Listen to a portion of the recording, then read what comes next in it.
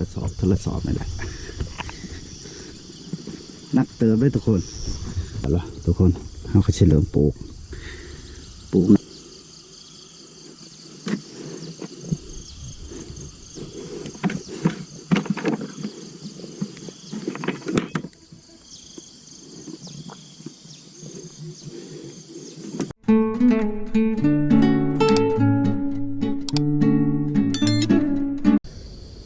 สบายดีทุกคนยินดีต้อนรับเข้าสู่สองบ้านนงคนบ้านนอกคือเก่าวันนี้บ้านนงก็ออกมาสวนทุกคนเลยมาปลูกมันเนาะ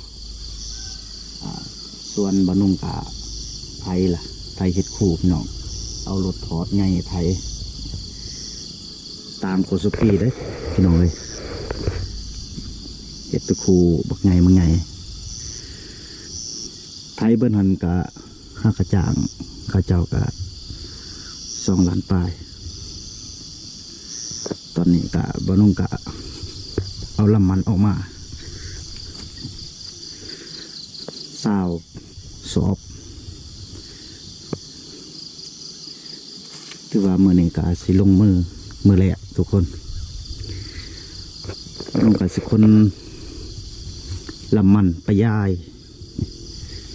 คนแต่ละสอบไปยายทุกคน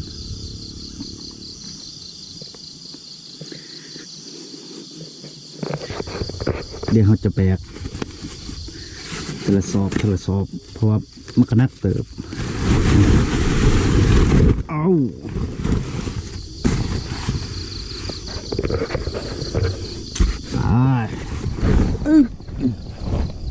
บึปีนี้เฮ็ดคู่มึงไงลองเบิ่งเพราะว่าผ่านมาเขาก็ใส่แต่รถไถหน่อยยกคู่ยกล่องนี่ปีนี้เขาจะมาเบิ่งว่ามันสิได้ผลสำไร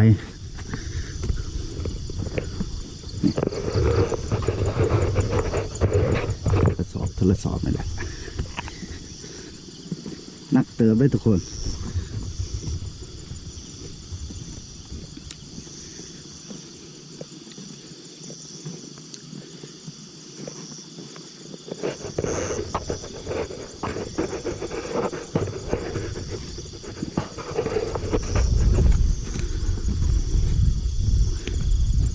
เอา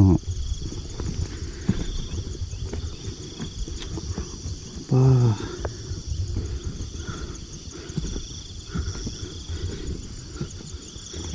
อย่างคำคู่หนึ่งส่วนกับบอถึงเฮกตาร์ทุกคนประมาณ 7-8 พัน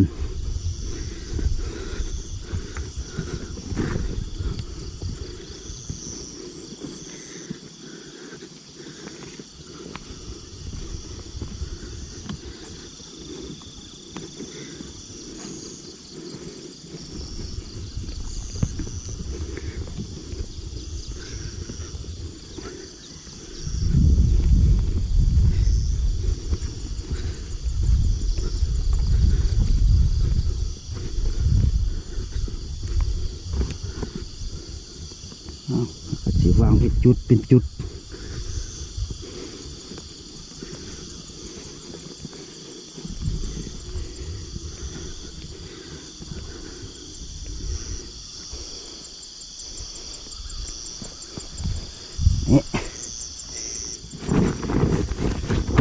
จะปะไม่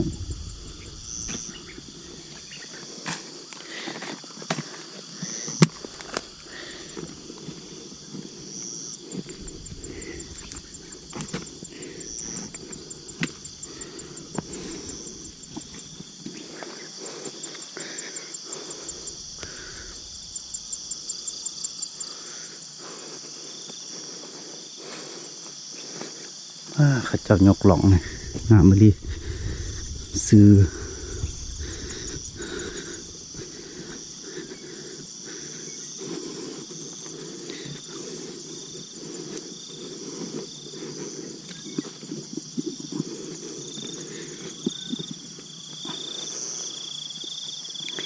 ปี ปีนี้กะเขาเจ้ากะส่วนลายมันจะเอารถไทยฟอร์ดนี่แหละยกหล่องนี่ยกคู่นี่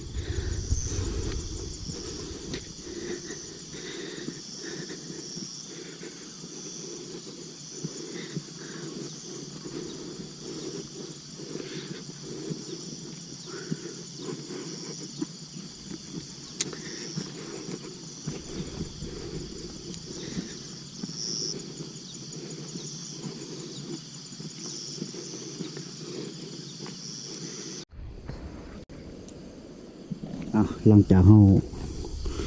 คนแล้วล่ะทุกคนเขาก็จะเริ่มปลูกนำแล้วนี่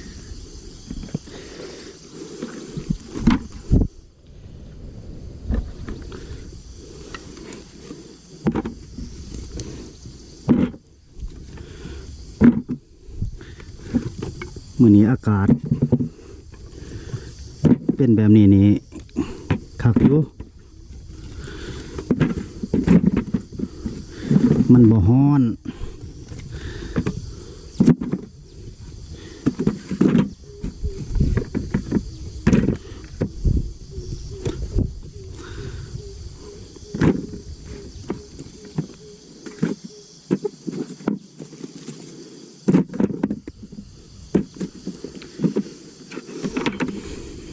ไป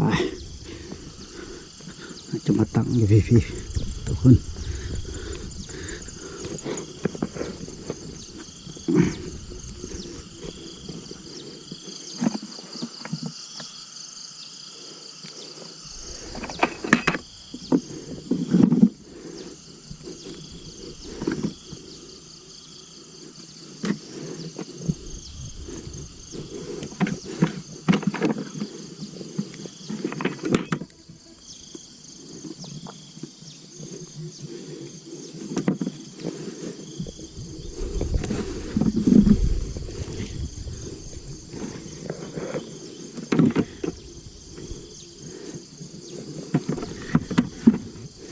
เวลาปลูกเขาต้องเบิ่งตาเบิ่งนี่ตามันอยู่เทิงมันเขาเอาตังกกเสียบลง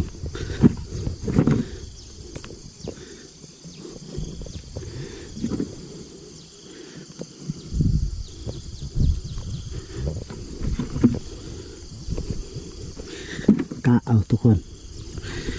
กะระยะ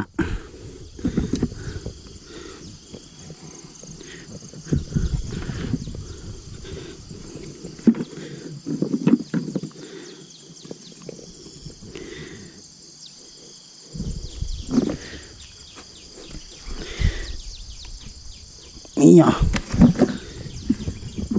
ยาวเติบเลย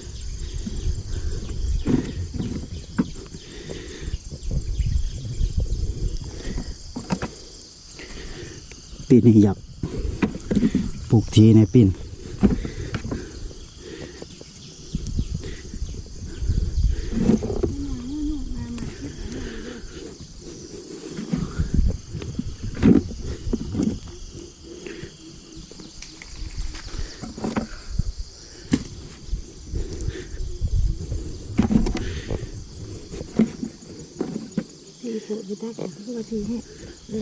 ทีดอกเจ้ามันแห่งทีได้เจ้าทีคอยได้ค่ะ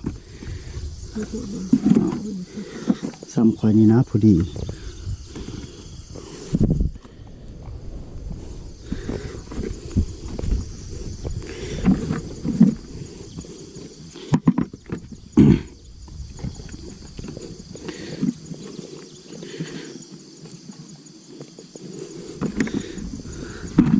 มิดเลยบ่ได้เนาะ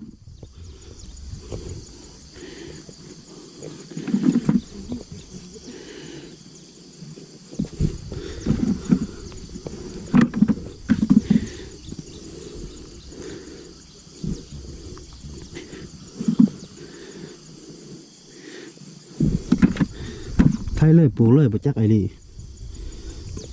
จะเอาลดหน่อยบ่จัก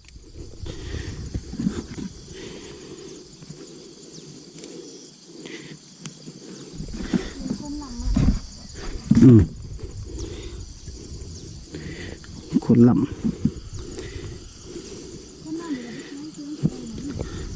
เมื่อคืนนี้พ้นตกทุกคนคือน้ำว่าย่านแดดกลางคืนมาฝนตกพอดีกับปลูกมัน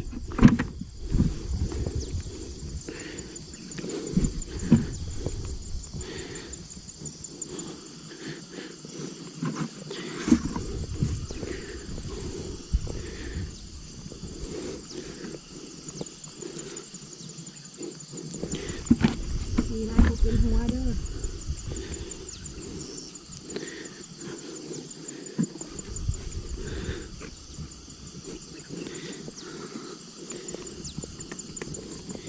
คู่หนึ่งเลยเงาเติมเนาะพุ่นหดกกอันนี้ผมประจักษ์ก็ดูผมประจักษ์สองคู่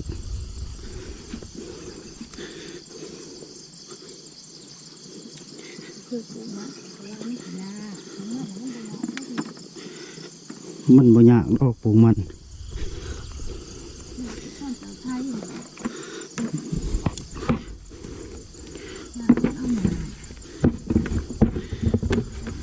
หยาต้นคุบคุ้มหยา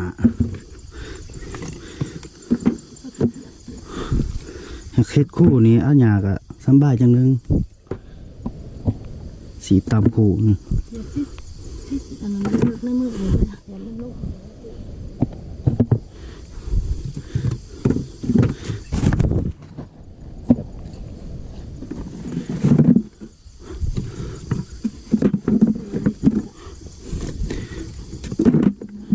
เก็บเอาในค้อน2 อัน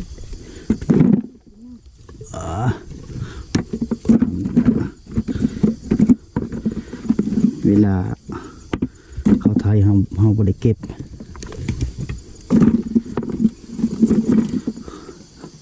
สวนกับไทยรถพอดหากับปีแหละผ่านมาเอาแต่รถอีแตน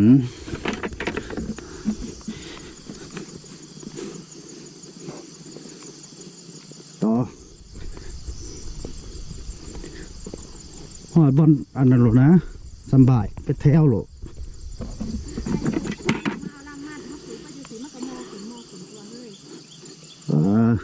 ไก่ดอกช่องขู่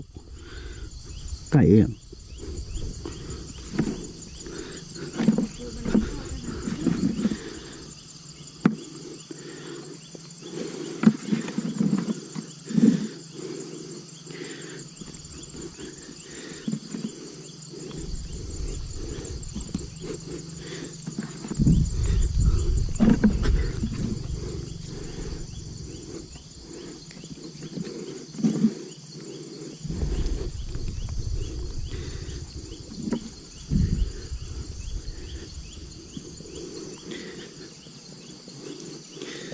จักทีจักหางเนาะทุกคน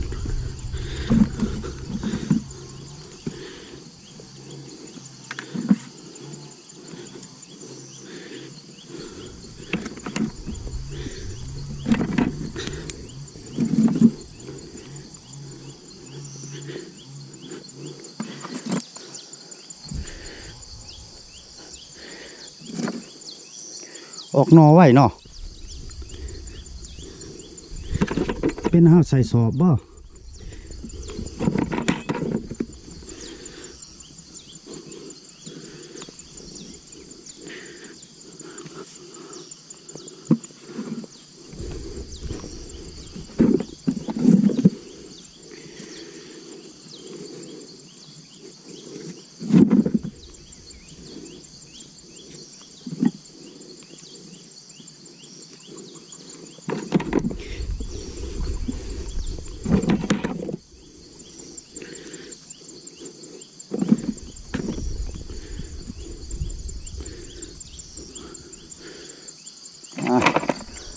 เพียงนี้เนาะอาจจะตักไม้อีก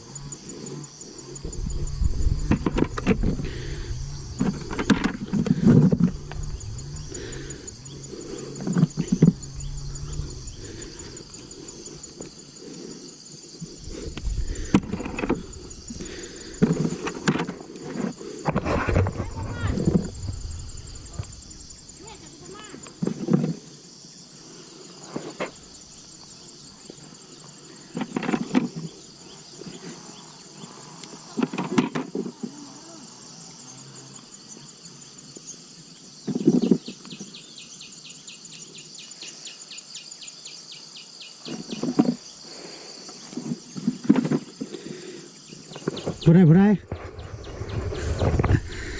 จ้างคนงานผู้หนึ่งทุกคน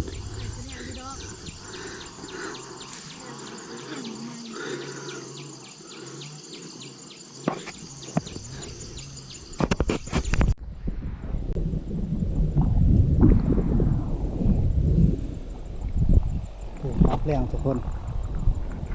กะปลูกหอดปีละก็ยังเรือตัวนี้ไปพุ่น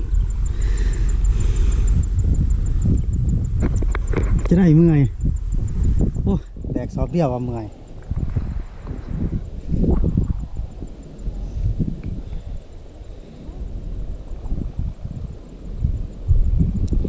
บรรยากาศงามแรงคนคือจะตกอีกแล้วนี่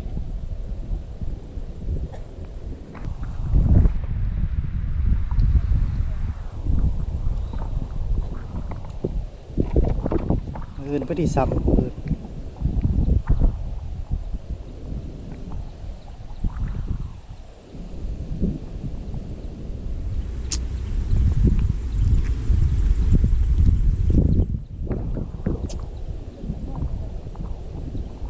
สวนบัตรเฮกตาร์7,000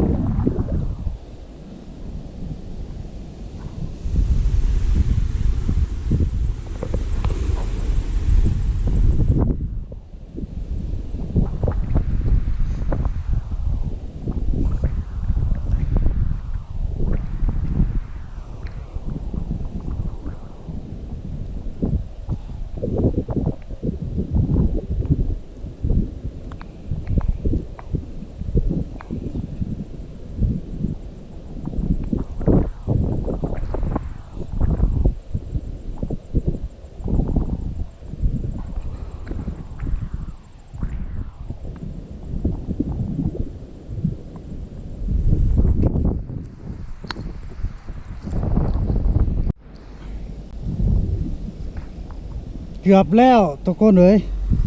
นี่ยังน้อยหนึ่งยังประมาณ10กว่าคู่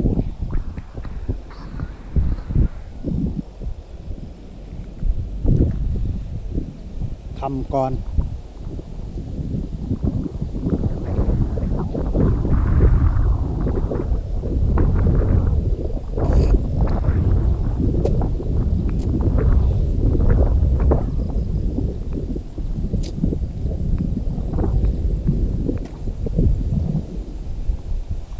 ไปที่ซ้ำ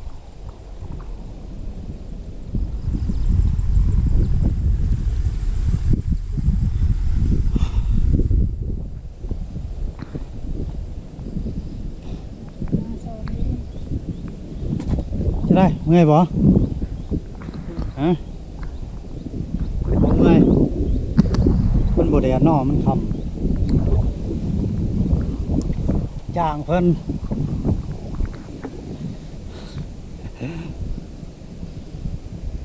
จ้างเพิ่นมาสวยเรียบแล้ว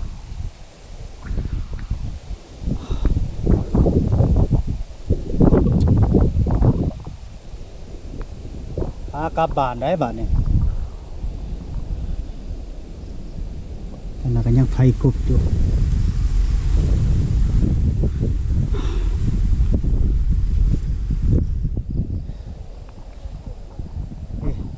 รถกลับบ้านก่อนทุกคน